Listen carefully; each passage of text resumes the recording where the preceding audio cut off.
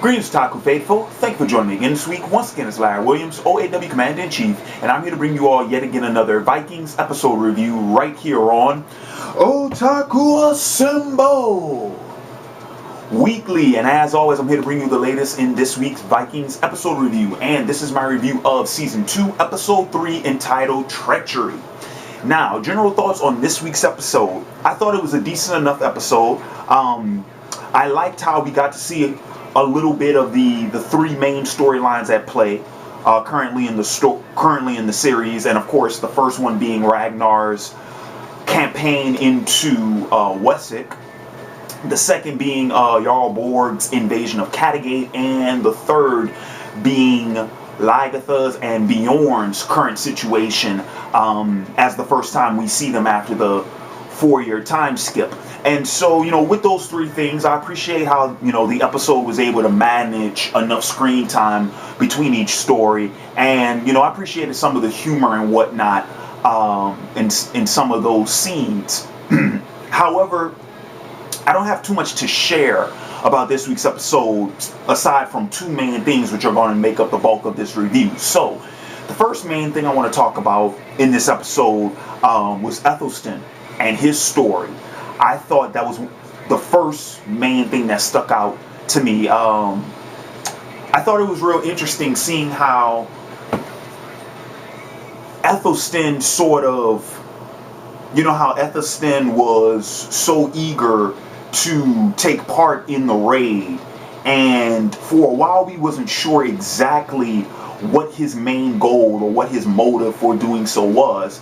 I was just under the impression that, Ethelstan, having spent the last 4 years with Ragnar, with his people, with his culture, that Ethelstan kind of wanted to make his own in that, try to prove himself as a warrior. But it wasn't until this episode that I think it had more to do with Ethelstan's test. Once again, like I mentioned in my Season 1 reviews, how Ethelstan has been constantly testing his faith and his beliefs. And I think that his participation in the raid was another test.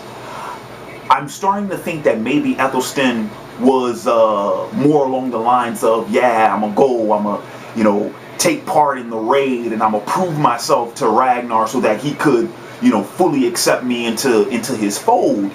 But I don't think that Ethelstan expected to be as conflicted as he was. I don't think it was until he cut down that priest that he kind of got shell-shocked, and I think that was the switch in his head that really made him realize, like, whoa, maybe I am still dealing with this. I'm not over this hurdle like I thought I was. Maybe I am still, conflicted about this whole thing.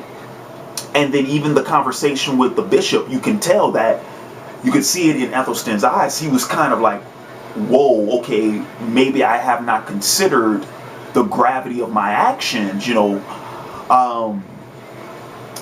I don't think there was more. I don't think it was anything to do with hesitancy or reluctancy. I just think that Ethelstan, it really was sort of his mentality, sort of how he psyched himself out beforehand, and then it wasn't until he was smack dab, in the fray, that's when it all came back to him. And I think that was solidified when he went up there and sort of mercy killed the bishop, as it were. I think that was him sort of acknowledging the fact that, this whole thing that's going on with me isn't resolved yet. And it was another reason why I think he was so adamant about telling off Floki when Floki kept poking at him. He's like, I think that really had more to do with him convincing himself more so than Floki, though. So that was the first main thing I wanted to talk about. I thought that was handled really well. Second main thing I want to talk about, and this is actually going to close up my review, was actually, I would go ahead and say the highlight of the episode, and that was Rollo defending Kattegat. How despite everything that happened, Rollo just, took arms, and he just went to town. Didn't matter his relationship to Ragnar.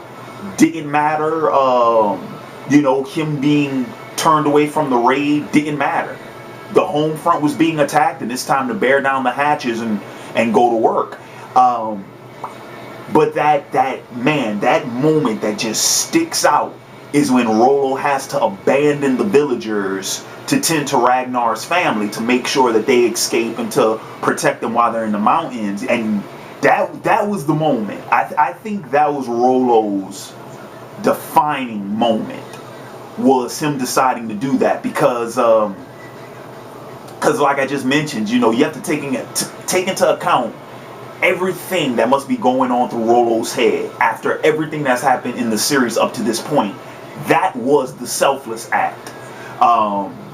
He wasn't moved by pride or rage, or I'm not even sure he was even moved by love. I think it was more so just the obligation.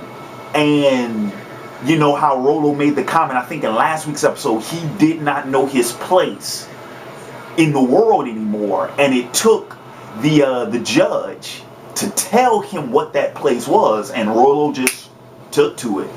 I think that was the highlight of the episode. I think that was the best part. And man, and you got to feel for the villagers. They put up a front, to be sure, but they were wiped out. And and Borg just took Kattegat over, like stealing candy from a baby. So it'll be real interesting to see how this whole thing plays out, because you have Ragnar away in England, doing the raid and whatnot, thinking that he's going to be able to return home and everything will be hunky-dory. But we saw in the preview, he's going to find out next week he doesn't even have a home to return to. And it's like I mentioned in last week's episode, now there's the war on two fronts.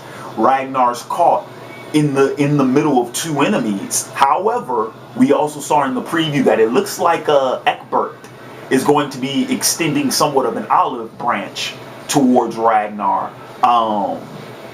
Looks like he's going to try to establish an alliance with him, and I mean a legitimate one, not legitimate in the sense that, oh, it's all well and good. No, clearly he has ulterior motives, but what I mean is that he's smart enough to realize that he can actually utilize the Northmen rather than just make them sworn enemies. So it'll be real interesting to see how that whole thing plays out, and who knows, maybe Ragnar will sail back with a couple of troops from England to help take back Kattegat. Who knows? But anyway, so that's going to wrap up this week's Viking episode review. I want to thank you all for joining me this week. And in the comments below, let me know your thoughts on this week's episode, as well as some of your predictions for next week's episode. What to keep an eye out for later this week. Tomorrow, I will be doing another live stream. That's going to be at 7 o'clock Central Standard Time, 8 o'clock on the East Coast, and that would be 5 o'clock on the West Coast. So feel free to drop by then. Also, Saturday will be the Black Sails Season 1 finale review.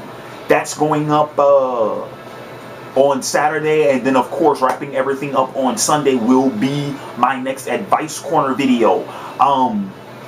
And one final note, for those of you all who have yet to leave your requests and to vote on requests for next week's top 5 and discussion of the week videos, I will be recording those this weekend. So please check out those videos, check out the comment section, get those requests and get those votes in ASAP, because those videos will be recorded this weekend. So it's our last chance to get those in.